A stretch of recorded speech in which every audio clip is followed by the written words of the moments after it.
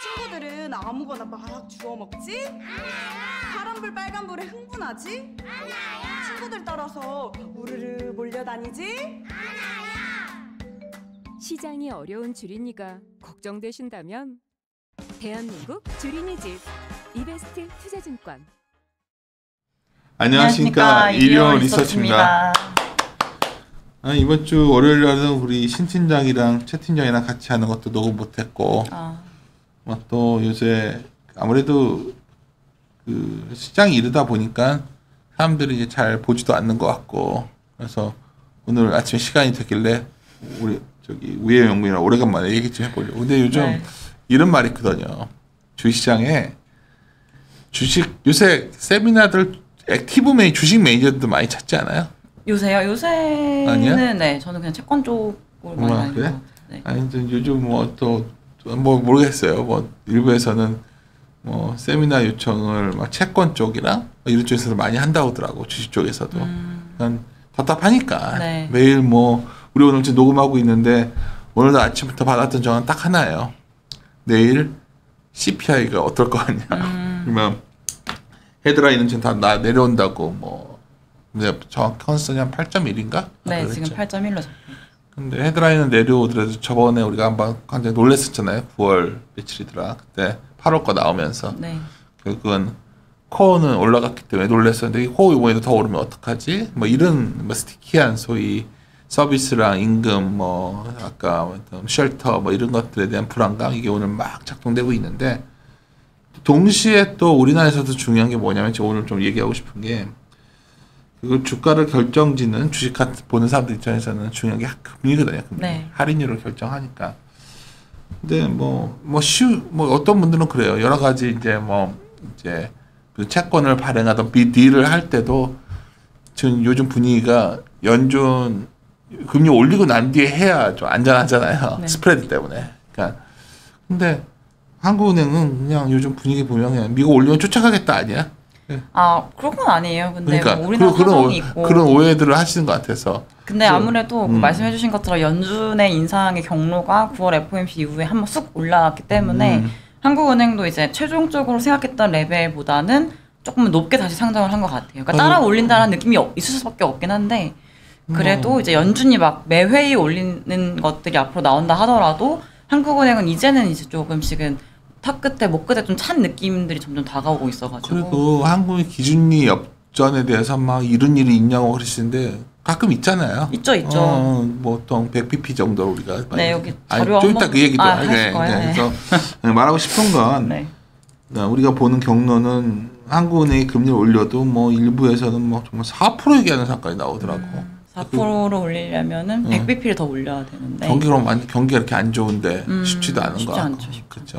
그러니까 금리 상승이 뭐 3.5 정도. 지금은 좀 예상치. 그 정도 보면 시장 금리는 올 4분기 중에 어떤 시점부터는 더 치고 나가기 쉽지 않지 않을까 하는 게 우리들 뷰잖아요. 네. 그렇게 보면은 이제 주시장의 할인율도 좀 바뀌는 부분이 있어서 그 얘기 좀 하려고 오늘 채권 얘기 좀 했어요. 그래서 사실 금통위에서는 일단 그런 여러 가지 아이디어를 얻을 수 있는데 도대체 이번에 금통위에서 무슨 말 했던 건지 한번 좀 얘기 좀 해줘요. 예.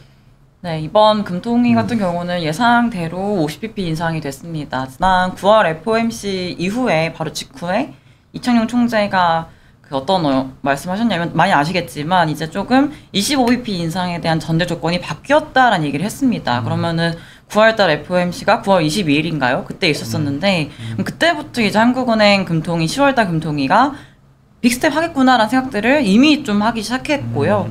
그래서 일단은 시장의 예상은 이미 빅스텝에 대한 것들을 반영을 한 상태. 그다음에 지난 9월 말부터 워낙에 영국발 좀 금융 쪽 불안들, 금리 급등한 것들과 연준 위원들이 매파적으로 발언을 한 것들 때문에 사실 금리 레벨 같은 경우는 뭐 3년물도 그렇고 우리나라 10년물도 그렇고 전고점을 다 뚫고 올라가 버렸습니다. 난리 났지 뭐. 네, 네. 난리 나고 뭐 이제 PEF도 뭐 거의 뭐 매일 회의하고 있는데 뭐 난리예요 지금. 네, 맞아요. 그래서 금리가 조금 가파르게 조금 상승세가 나타나다 보니까 이제 어제 빅스텝 결정에도 불구하고 이제 오히려 금리 좀 빠지면서 끝났었거든요. 근데 사실 이 빅스텝 결정도 결정이지만 이제 앞으로 우리가 또 생각을 해볼 수 있는 거는 그럼 연준이 최종적으로 금리를 얼마나까지 올릴 거고 그럼 한국은행도 얼마나까지 쫓아갈 수 있을까에 대한 고민인 거지 않습니까? 근데 지금 뭐 시장에서 예상을 하고 있는 기본적인 연준의 경로가 너무 잘 아시겠지만 11월 75, 12월 50, 내년 1분기에 25 정도로 인상을 사람들은 하고 이거예요. 이제 하도 올해 내내 이제 뭐 오 하다가 이제 뭐 네. 4자 보고 막 이러니까 지금이야 그 얘기를 하는데 네. 내년 상반기가 돼서도 물가 스티키하면 네. 이제 5자 보는 거 아니냐 뭐 이런 생각들. 그 과정에서 우리가 영국에서 이번에 봤지만 우리나라도 마찬가지로 이번에 레고랜드인가요? 네, 레고랜드 강원도. 그렇죠. 그것도 놀라운 사건 아닌가요? 뭐 맞죠. 물론 증권사 신탁들에 다 들어가 있으니까 뭐 그거야 뭐 이게 무슨 뭐 시스템적 위기 그런 건 아니지만 야 그런 지자체가 보증한 네. 것이 그러니까 분위기가 좀 더 안 좋아지는데 조금 일찍으로 한 것 같긴 그렇죠. 해요. 그런 걸 보니까 야 이거 진짜 뭐 터지는 거 아니야? 뭐 이런 생각들. 아까 지나간으로 말씀드렸지만 영국 같은 경우에도 물론 정책적 미스가 있었지만 도대체 채권이 금리가 올라가면서 크랙이 나온 거잖아요. 네네네. 크랙이 그래 거기서 크랙이 발생한 거잖아요. 네. 지금. 그다음에 채권 시장을 바라보는 시각들이 우리나라도 그러니까 채권 애널리스트들은 보통 이제 3.5 정도 얘기하는데 아니야 한 4%. 그래서 나 요새 코스닥이 더 빠지는 거예요. 제가 보면 할인율이 바뀌니까 좀 밸류가 비싸다 싶은 거는 그냥 완전 두드려 맞고 있는데. 그러니까 이게 요즘에 좀 핫한 이슈가 그러니까 물가 안정 때문에 금리를 가파르게 올리는 모습들이 이제 글로벌리하게 나타났었는데 이제 어느 정도 금리 인상의 중반부는 다 달려오는 수준인 건 맞잖아요. 그러니까 언제 끝날지 차이가 좀 있겠지만 그래도 금리 인상을 대부분의 국가들에서 단행을 많이 해온 상태이기 때문에 그럼 이 시점에서 고민을 해야 되는 거는 물가가 지금 좀 안 잡혀 있긴 한데 과연 물가를 더 잡기 위해서 인상을 더 강하게 해야 되냐 아니면 이제는 금융 안정에 대한 고민을 같이 하면서 이 금융 안정을 도모할 수 있는 레벨의 금리를 만들어야 되는 이거에 대한 논의가 또 나오고 있거든요. 그렇죠, 그거죠. 네. 그러니까 그건 보는 게 따라서 다른 게 어떤 사람들은 고용이 완전 망가져야 멈춘다 그러는데 또 우리 같은 사람들 생각에는 고용은 굉장히 후행 지표거든요. 네, 그러니까 그렇죠. 그 연준이나 한국은행도 그렇고 어제도 얘기 나왔던 것들이 이제 물가를 바라보는데, 그러니까 물가를 잡기 위해서 인상하는 거 맞아요. 근데 이제 앞으로의 물가가 어떻게 될지에 대한 예상과 함께 더불어서 선택을 하는 거거든요. 결정을. 그러면은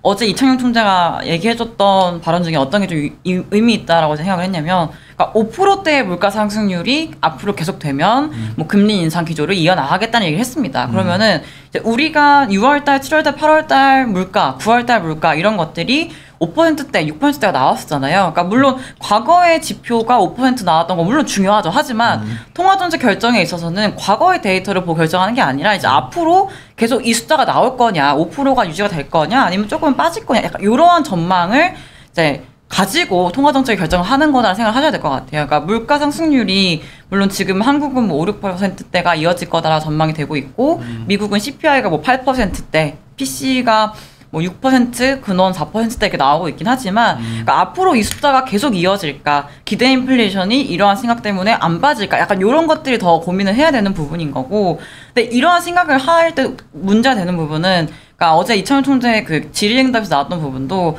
뉴욕 연은에서 알스타스타라는 개념을 이제 얘기를 했습니다. 그러니까 이게 뭐냐, 아까 말씀드렸듯이 물가 안정을 도모하기 위한 그 실질 중립 금리 또는 이제 금융 안정을 도모할 수 있는 또 실질 중립 금리가 이렇게 따로 하거든요. 그러니까 결국에는 이 금융 안정을 달성할 수 있는 이 알스타스타와 알스타 간의 숫자 차이가 있단 말이에요. 그럼 과연 우리가 어떤 거를 조금 더 무게를 두고 설정을 해서 이걸 향해 달려가야 되는지에 대한 고민이 생길 수밖에 없는 거고, 지금같이 뭐 우리나라 같은 경우는 뭐 레고랜드에 대한 문제가 또 발생을 했지만 또 미국 같은 경우도 뭐 크레딧 안 좋은 애들 또는 또 뭐 뭐랄까요, 이렇게 금융시장 MBS 쪽이나 이런 금리들이 올라가고 있는 건 사실이잖아요. 결국에는 크레딧 시장 쪽에 문제가 아직은 발생하고 있지 않지만 점차 하나씩 문제들이 생겨나가는 과정이 만약에 나타나고 글로벌리하게 영국뿐만 아니라 일부 또 독일 같은 국가들에서 또 뭐 재정정책을 완화적으로 가져가겠다는 상태인데, 그러면은 이 재정정책과 또 긴축 그 통화정책 간에 또 균열이 생기는 국가가 생길 수도 있는 거고, 그러니까 이게 되게 애매한 약간 좀 하나만 가지고 가기가 지금은 좀 고민이 될 수밖에 없는 구간이라서 연준 FOMC 의사록도 그렇고 한국은행 금통위에서도 그렇고 다음번 인상 결정에 대한 것들에 되게 불확실하다라고 얘기할 수밖에 없는 사실은 모습들인 것 같습니다. 그래서 자료를 보시면 그러니까 이번에 금리를 인상한 이유는 사실 여기 좀 글씨가 작긴 한데 좀 프린트 아웃해서 보시면 아시겠지만 새롭게 여기 3페이지입니다. 새롭게 들어간 문구가 어떤 거였냐면요. 그러니까 환율 상승으로 인해서 물가의 추가 상승 압력과 외환 부분의 리스크가 증대되고 있는 만큼 정책 대응의 강도를 높일 필요가 있다라 생각을 했었고 이것 때문에 빅스텝을 단행을 한 겁니다. 그러니까 사실 물가가 조금은 상방 압력이 높은 상황이기 때문에 뭐 기대 인플레이션을 안정시키기 위해서 금리를 인상한다라는 기존의 좀 스탠스에다가 추가한 것들이 9월 들어서 좀 원달러 환율이 급격하게 상승한 부분이 그렇죠. 있었잖아요. 물론 글로벌리하게 뭐 킹 달러라는 단어가 생길 정도로 달러의 강세 때문에 다른 나라 국가들의 통화 가치가 다 절하가 된 상태인데 우리나라 역시도 절하가 많이 됐었고 다른 나라랑 비교했을 때 특히 뭐 아시아 쪽에서 동아시아 쪽에서 엔화도 정신 못 차리고 있고 위안화도 약세가 심하다 보니까 사실 우리나라 원화의 뭐 프록시 통화다라는 얘기가 많이 있잖아요. 이 위안화에 대해서 서로 그렇기 때문에 이제 달러 강세 플러스 그 아시아 쪽의 통화가 다 같이 약세가 간 거에 다 더해져가지고 그러니까 원화의 그 평가 저하가 좀 두드러지게 나타났던 구간이었습니다. 그래서 원달러 환율이 상승을 하게 됐을 때 문제가 발생하는 거는 수입 물가가 상승할 수밖에 없는 거고 수입 물가가 상승하게 됐을 때 이제 원재료를 수입해 와서 또 가공을 해서 팔고 하는 사람들 또는 생산을 해 나가는 사람들이 또 단가가 높아지기 때문에 가격 전가 약간 이런 식으로 또 물가를 높일 수 있는 측면이 있지 않습니까? 그래서 이러한 또 물가 상승에 추가적으로 기여할 수 있는 부분이 원달러 환율 상승 때문에 또 발생할 수 있다라고 우려를 하고 있는 거고 또 이제 원달러 환율이 높아지다 보니까 이제 외국인들의 투자 자금에 대한 우려들이 점점 높아지고 있는 거죠. 더더군다나 연준과 한국은행과의 기준금리 격차가 점점 벌어질 거다. 그러니까 한국은행이 연준의 빅스텝, 자이언트 스텝 못 따라갈 수밖에 없으니까 따라갈 수가 없기 때문에 이 폭이 벌어질 거다라는 우려가 조금은 높다 보니까 이러한 좀 자금 유출에 대한 우려가 점점 높아지고 있는 구간인 만큼 빅스텝을 통해서 좀 이러한 우려를 좀 잠식시킬 필요가 있었다라고 평가를 한 것 같습니다. 그래서 금리를 빅스텝으로 인상을 했고요. 사실은 그래서 저는 어떤 생각을 했냐면 지금 이번 빅스텝 같은 경우는 물가도 물론 중요했지만 환율 쪽에 대한 문제에 대해서 한국은행이 사실은 손을 놓고 있을 수는 없었다라는 평가를 했습니다. 그럼 금리 차가 너무 벌어지면 한미 차가 환율도 이제 문제가 되니까. 네. 근데 이제 지금 같은 경우는 제가 앞에 말씀드렸지만 연준이 긴축을 더 강하게 갈 거다라는 생각이 9월 FOMC가 나오고 점도표가 나오면서 더 강해진 거지 않습니까? 그러니까 올해 연말 4.5, 내년 4.75 이런 식으로 높아진 거기 때문에 그러니까 달러는 조금 더 강하게 움직일 수밖에 없었다라는 생각을 해요. 그럼 결국에는 어떻게 흘러갈까라는 고민을 하면은 연준이 지금 상정한 경로 아까 말씀드렸던 75, 50, 25 이런 식으로 인상폭을 점점 줄여나가는 결정들을 이제 앞으로 회의에서 한다라고 한다면 이제 우리가 생각하는 경로대로 움직인다라고 생각을 하면 결국에 달러 강세가 연준의 정책을 통해서 추가적으로 더 강하게 나타나기는 좀 어렵지 않을까라는 생각을 하거든요. 이미 연준의 정책 경로가 더 매파주로 갔던 거에 대해서 반영을 해서 달러가 막 빠르게 올라서 113, 114까지 좀 올라갔던 부분이 있었지 않습니까? 달러 인덱스가. 그러면 결국 제 113포인트에서 왔다 갔다 하는 걸로 알고 있습니다. 그러면 이제 연준에서 긴축에 대한 강도를 그러니까 예상대로만 결정을 하게 되면은 추가적인 이제 연준 정책이 줄 수 있는 달러에 대한 강세 기여도가 그렇게 크지 않을 거다라는 생각을 사실은 하고 있고요. 그러니까 이게 이제 이거 의심이지. 저도 똑같은 얘기를 해요. 이번에 75 하고 나면 50, 25다. 그렇게 대단 보장이 어디냐는 거지 지금. 그냥 점도표에서 지금 연준이 생각하고 있는 금리 레벨인 거죠. 그러니까 저는 그 레벨이 계속 바뀌었으니까. 그렇죠. 그렇지만 이제 뭐 워낙에 3%에서 3.5, 3.5에서 4.5 이런 식으로 전망치가 바뀌어 나가고 있긴 한데, 그러니까 결국에는 그런 얘기인 거잖아요. 기준 금리를 그래도 물가 수준만큼은 높여놔야 된다라는 것들이 사람들의 생각이잖아요. 그러니까 그 실질 금리를 그래도 플러스 구간으로 만들어야 될 필요성이 있기 때문에. 8%인데 이게 금리가 4%, 5% 이런 것밖에 안 돼요. 마이너스 금리니까요. 그래서 일단 물가 정도만큼은 금리를 높여놔야지라는 생각들을 하는데 제가 정확하게 숫자가 기억이 나지는 않습니다만 연준의 그 미국의 물가 전망치가 올해는 5%대이긴 하지만 5%인가요? 6%인가 뭐 그렇긴 하지만 이제 그 내년도와 내후년도에 대한 물가 전망치는 그렇지가 않지 않습니까? 제가 기억이 숫자가 잘 안 나는데 말씀을 드려야 될까요? 갑자기 궁금해졌어.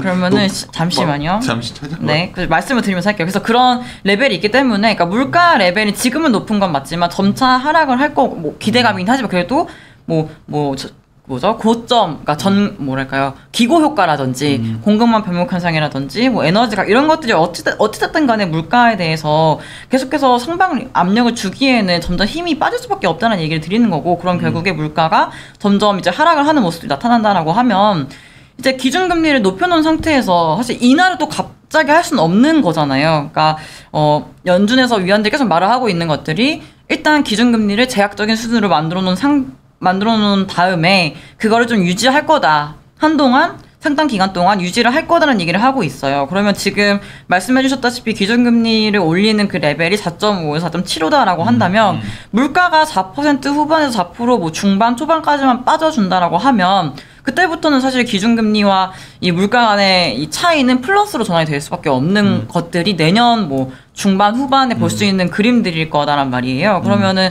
시장에서는 그러면은 너무나 이제 또 과도하게 긴축의 상태가 아니냐, 좀 금리를 중립으로 내릴 필요가 있지 않냐, 이런 얘기가 아마도 내년 뭐 하반기, 뭐 3, 4분기 나올 수밖에 없는 거라는 얘기인 거죠. 내려온다는 거에 대한 사람들이 퀘스천을 갖고 있는 거지 지금. 일단 올해 같은 경우는 물가 그 헤드라인이요 5.4%고요. 내년도 같은 경우 2.8, 그리고 그다음에 내후년 2.3, 2022년도가 2%예요. 그러니까 어쨌든 간에 기준금리보다는 낮은 레벨이 평균적으로 내년부터는 이제 아마도 나오지 않을까라고 생각들을 이제 하고 있는 거죠. 연준에서는 아직은. 그러면은 제가 말씀드렸듯이 4%대의 금리를 내년도에 유지를 해준다라고 했을 때 이제 금리는 일단 그 물가를 떨어뜨릴 수 있는 그 수준의 기준금리 레벨일 거고, 그 금리가 유지가 됐을 때 성장에 대해서는 어떻게 기여를 할까? 과연 성장을 조금 더 둔화시키는 역할을 당연히 할 텐데 이게 정말 침체로 가지 않도록 할 수 있는 수준의 금리 레벨일까에 대한 고민들이 점점 강해질 거고요. 그러면 결국에 이제 기준금리, 그래서 이제 인하에 대한 얘기가 나올 수밖에 없는 게 물가는 점점 방향성이 빠지는 방향성으로 내년 가면 갈수록 보여질 거다라고 생각이 되는 부분이 있는데 성장에 대해서는 점점 불확실성이 높고 하방 리스크가 높다 보니까 이 기준금리를 과연 유지할 수 있을까에 대한 고민이 있는 거고, 시장에서는.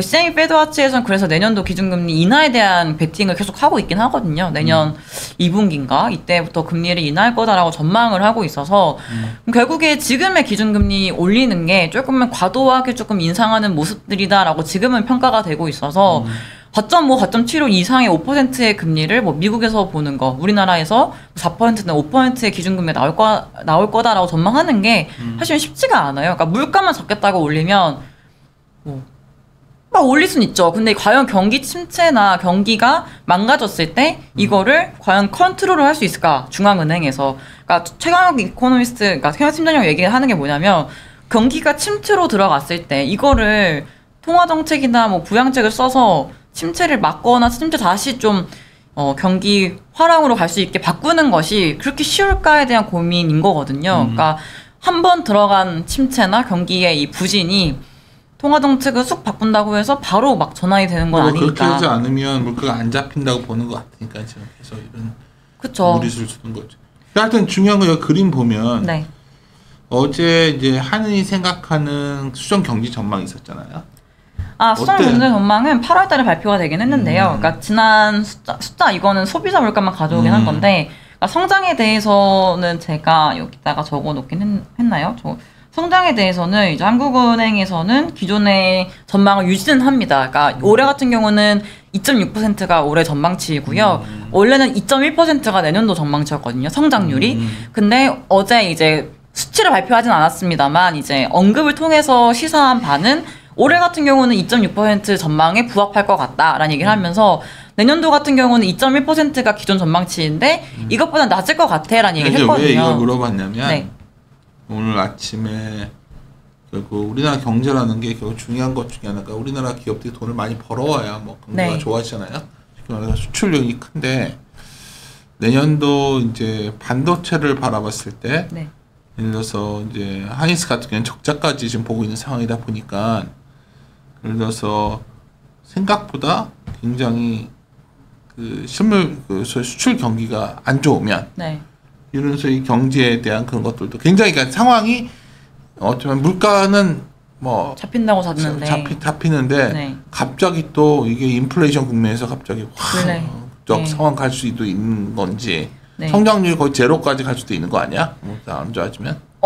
제로까지 가면은 위기이긴 하겠죠. 그렇죠. 근데 이제 일단은 뭐 잠재 성장률이 2% 전후로 생각하시면 될 것 같아요. 1% 후반, 2% 한 2%대라고 생각을 하고 있거든요. 한국은행에서.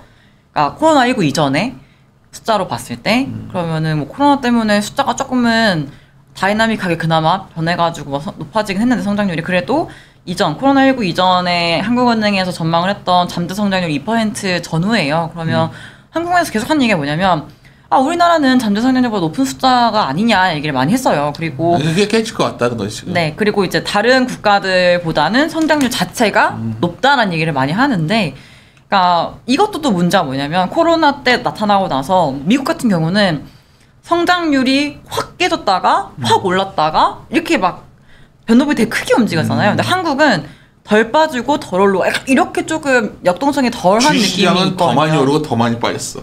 네, 그래서 경기는 그런데. 네, 그래서 굉장히 이 다이나믹한 정도가 상대적으로 낮았던 또 국가였어요, 한국이 상대적으로. 그래서 당연히 성장률이 막 6, 7% 나왔던 막 다른 나라보다 우리나라 한 2, 3%, 3, 4%가 나왔기 때문에 코로나 때 그러면 6% 나왔던 작년 성장률에서 2, 3% 나오는 거랑 3% 나왔던 성장률에서 2% 나오는 거랑 어떤 게 더 숫자가 클까라고 하면 당연히 전자가 더 크겠죠. 그러니까 이게 성장률만 놓고 보기는 사실은 그렇게 막 절대적인 기준 스탠다드 될 수가 없다는 생각을 하고 있어요, 사실은. 그래서 이 2% 잠재 성장률보다 높냐 안 높냐 물론 중요하고 다른 나라 대비해 성장률 높냐 중요하죠. 하지만 이게 절대적인 한국 경제가 좋다라고 말을 하기는 저는 그렇게 좋지 않다라, 그러니까 적당하진 그렇죠. 않다라 말씀을 드리는 거고, 말씀해 주셨다시피 내년도 2.1% 전망치보다 낮을 것 같다는 얘기를 하면서 이 얘기는 뭐냐면 잠재 성장률보다 숫자가 낮아질 수 있다는 얘기를 한 거고 0%까지도 안 갔으면 좋겠어요. 우리나라 안 가죠. 안 국민으로서 가는데. 그럼 너무 힘드니까요. 그래서 안 갔으면 좋겠지만 이제 그래도 성장률이 좀 더 떨어질 거다라는 생각들을 할 수밖에 없는 거는 이제 긴축 강도가 8월 달에 생각했던 것보다 강해졌기 때문에, 그리고 이제 글로벌리하게 경기 상황들이 전무님 말씀하신 것처럼 이제 우리나라는 수출로 많이 의존을 하는 국가이고 특히 반도체 사이클이 굉장히 중요한 민감한 그 국가인데 이제 반도체에 대한 산업 전망이 그렇게 좋아 보이진 않잖아요. 아직 지금 그러니까 상황에서는. 이게 고민이에요. 아까 녹음하다가도 우리 이게 경제와 네. 우리가 이제 경제와 기업과 다 연결돼 있는 거거든요. 네. 근데 저희 같은 사람들은 이걸 같이 얘기를 듣고 제 능력보다는 좋은 동료들 덕분에 이거를 이제 이해가는 편인데, 그러니까 생각보다 성장률이 좀 더 많이 떨어질 수도 있겠다 생각이 들다 보니까 저는 너무 의아한 게 뭐냐면 그러니까 물론 한국은행에 계신 분들 너무 우수하신 분들인 건 알고 전망치 내는 거에 대해서도 뭐 되게 고민해서 내신 건 알겠는데 2.6%라는 전망치가 뭔가 지금의 상황에서 조금 높은 수치인 것 같다는 생각은 여전히 또 가지고 있거든요. 왜냐면은 뭐 IMF도 그렇고 OECD IMF가 몇이지 아닙니까? 우리나라 2%인가 2.1로 줄인 거, 아니, 낮춘 것 같은데 제가 숫자를 정확히 기억이 안 나요. 왜냐면 너무나 많은 데들 보고 있어가지고. 계속 고치고 있어가지고 또. 네, 계속 낮추고 있어가지고. 계속 낮추고 물가는 계속 있으니까, 높이고 있고. 그렇죠. 그래서 결국에는 이 얘기는 뭐냐. 물가에 대한 전망치를 높이고 있다? 그럼 긴축을 좀 더 강하게 해야 되는 근거가 있는 건데, 긴축을 더 강하게 한다라고 하면 성장률을 더 떨어뜨리는 또 선택이기 때문에 현재 전망치 낮출 수밖에 없는 상황인 거죠. 그래서 IMF 보고서가 나왔습니다. 그러니까 WEO라고 해서 월드 이코노믹 아웃룩이라고 해서 4월, 7월인가? 10월 이렇게 막 정기 리포트를 내는데 10월 달에 나왔어요. 그러면은 그 의미 있는 내용이 말씀해 주신 것처럼 물가에 대한 전망치는 더 높였습니다. 그리고 선행 전망치 낮췄고요. 그리고 임금과 물가 간의 그 스파이럴 얘기를 많이 하잖아요. 그거에 대해서는 사실은 관계성이 그렇게 높진 않다라고 분석을 하고 있어요. 그러면 그러니까 임금 스파이럴 다들 얘기하는데 네. 제가 전에 한번 그 인구 대역전이라는 책에서도 얘기를 했지만 네. 70년대 현상은 네. 엄청 노조가 강할 때였거든요. 네. 그러니까 노조가 엄청 강하기 때문에 그때는 70년대 스태그플레이션의 임금은 어떻게 보면 막 그래서 대처가 그거 부시려고 나중에 막 군대 동원하고 그랬던 건데, 그래서 뭐 노조가 이 정도 상황에서 뭐 임금이 계속 인플레이션 자극한다는 거는 그 정도 교순력을 갖고 있는 네. 그게 단체가, 없거든요. 예. 그렇죠. 그래서 뭐 그런 협상력도 없는데 그거는 자꾸 이제 과거 역사를 갖다가 붙여서 하는 얘기 같고. 근데 워낙에 임금 상승률이 높은 또 구간이기 때문에 그치. 그게 또 이어지지 않을까에 대한 우려가 있는 거는 사실이죠. 근데 아무튼 그런 내용을 다뤄놨어요, 리포트가. 그래서 읽어보시면 좋을 것 같다라고 말씀을 또 드리고 싶어서 귀찮으니까 드린 빨리빨리 끝내려고 하는구나. 하고요. 그래서 아무튼 한국은행 같은 경우는 이번에 빅스텝을 이제 한 배경에는 이제 이 환율 문제고, 결국에 또 다시 정리를 해서 결론 내리자면은 연준의 움직임이 예상대로 흘러간다면 사실 한국은행이 다음 달에 또 바로 있거든요. 11월 금통위가 24일인가 24일인 것 같아요. 그 마지막 주 거의 말에 있는데 이제 그때 기준금리 인상 결정 측면에서는 11월 3일인가요? 네.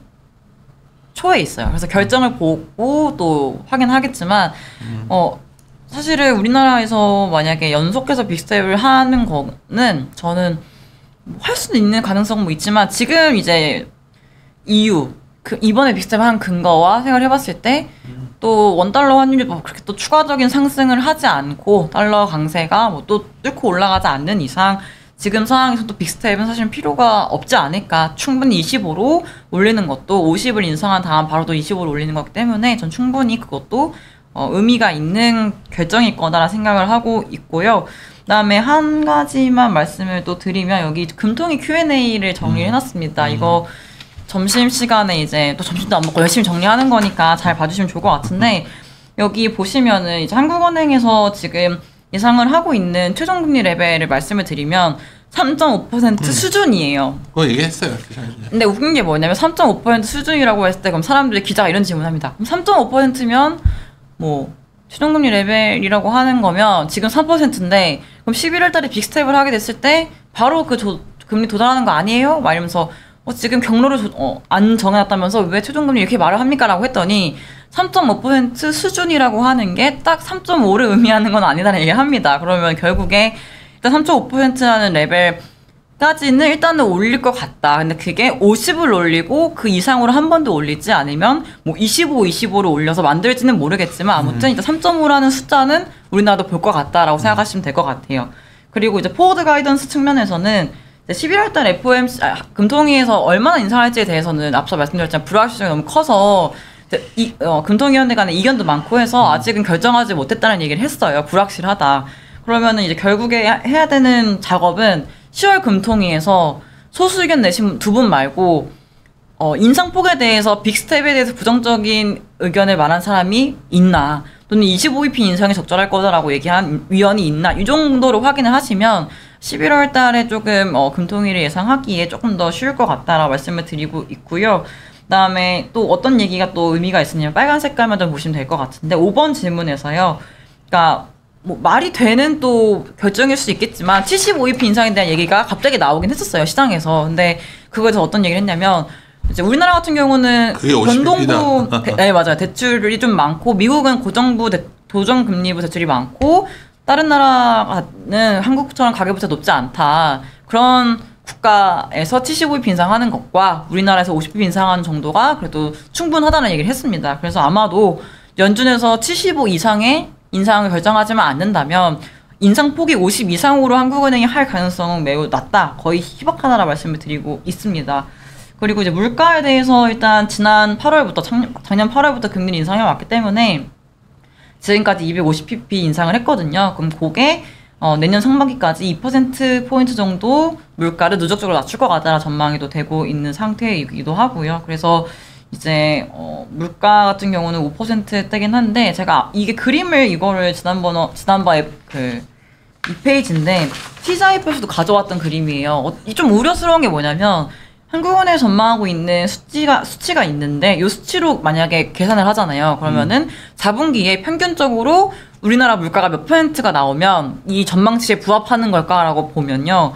이제 연간 전망 기준으로 계산을 하면은 4분기 평균적으로 5.7%의 물가 상승률을 기록을 해야 되고요. 하반기 전망을 가지고 평균을 내보면요. 5.92%가 나와야 되거든요. 평균적으로 이제 다달이. 근데 문제는 뭐냐면 지금 물가가 5.58이에요. 5.58. 근데 앞으로 그러면 숫자가 다시 한 번 더 올라갈 수 있는 생각을 한국은행이 하고 있다는 거거든요. 그러니까 물가가 생각보다 연말까지는 좀 빨리 잡힐 거라고 생각을 했는데 전망치에 근거하면 그렇게까지 빠른 상승률의 둔화를 예상하고 있지 않아 보인다는 생각들이 가지고 있는 거고 그래서 사실은 빅스텝도 한 것 같고 또 추가적인 인상이 불가피한 상황인 것이 아닌가라는 생각을 하고 있고요. 그림 3, 4번을 보시면 미국과 한국과의 금리 격차를 그려놨고 이제 과거 연준의 금리 인상기에 인상 해가지고 한국과 미국과 기준금리 격차가 얼마나 벌어졌는지 이게 있어요. 이게 지난 한국은행이 9월달 초에 발표한 보고서에 나온 내용이었는데 보시면은 거의 최대로 폭이 확대가 됐던 것들이 99년도에 150bp, 2006년도, 2007년도에 100bp, 이전 직전 기준금리 인상기에는 87.5bp가 벌어졌다라고 하더라고요. 그런데 이때 보시면 이제 99년도 같은 경우에는 뭐 채권 쪽에 마이너스긴 했습니다만 주식 쪽에 외국인 자금이 들어왔고 토탈로 보면은 플러스로 들어왔다. 그다음에 또 2006년도 같은 경우도 또 플러스로 들어왔다. 2018년 직전 기준금리 인상 때도 플러스 들어왔다. 이런 얘기를 하는 거거든요. 그러니까 폭이 벌어진다라고 했을 때, 그러니까 물론 뭐 나가는 부분들도 있겠지만 그렇게까지 지금 상황에서 우려하지 않아도 돼라는 얘기를 하고 싶었던 것 같아요. 한국은행에서는. 그래서 이러한 작업들을 한 것 같고요. 그래서 지금 당장 뭐 환율이 1,400원대이고 이게 과거 뭐 금융위기 때나 이런 뭐 IMF 때나랑 비교를 많이 하는데 한국은행에서는 그런 얘기를 많이 합니다. 그러니까 이 환율 레벨로서 봤을 때는 높은 건 맞는데 우리나라만 이게 절하가 된 거냐? 그게 아니고 글로벌하게 나타났었고 만약에 우리나라만 더 절하 폭이 더 많이 컸고 심각할 정도면 아직 그때와 같은 위기에 대해서 우려하는 것이 뭐 타당하지만 사실 다른 나라처럼 다 이제 다른 나라랑 비교를 해보시면은 사실 그렇지가 않다라는 얘기를 계속 하고 있습니다. 그래서 결국에는 환율 레벨이 조금 부담스럽고 조금은 우려가 될 만한 레벨인 건 맞지만 이게 우리나라 내부에서 금융위기 또는 뭐 외환위기로 번질 약간 가능성에 대해서는 여전히 한국은행에서는 거의 일축하는 모습들을 보이고 있다. 이 정도 정리하시면 될 것 같습니다. 알겠습니다. 뭐 아침에 하여튼 뭐 최근에는 좀 우영이형과 얘기를 별로 안 했었는데 많이 적었어요. 네. 시사는 특히 가장 그 금리의 상승 속도가 언제 좀 진정되느냐가 네. 모든 걸 다 결정 지을 것 같은데 네. 그 피크가 11월인 것 같아요 지금.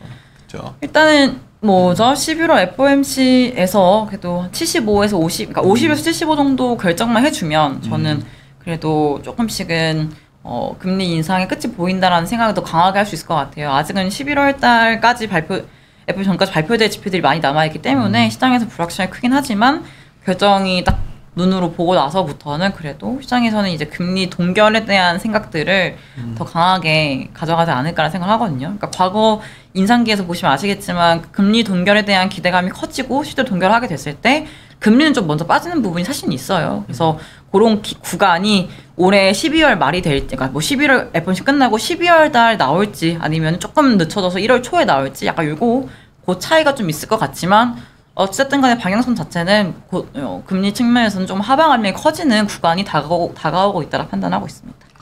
오케이. 마무리 짓고 내일 또 TGIF 하니까 많이들 더 궁금한 거 있으면 그때 질문 주시고 그랬으면 좋겠네. 마무리 짓도록 하겠습니다. 네. 함께 고민하시죠. 친구들은 아무거나 막 주워 먹지? 파란불 빨간불에 흥분하지? 친구들 따라서 우르르 몰려다니지? 시장이 어려운 주린이가 걱정되신다면 대한민국 주린이집 이베스트 투자증권